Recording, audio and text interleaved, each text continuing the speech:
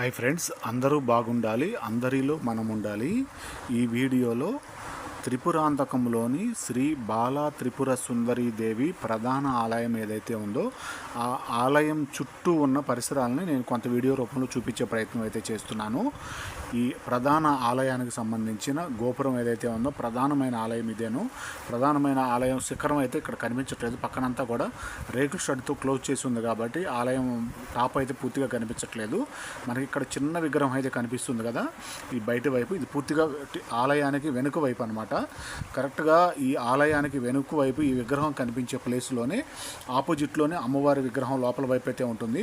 ఆ విగ్రహాన్ని అమ్మవారి విగ్రహాన్ని మనం దర్శించుకోవాలన్నా కూడా సుమారు ఒక 10 మెట్లు లోపల, గుడి లోపలికి, ఇంకా లోపలికి దిగాల్సి ఉంటుంది.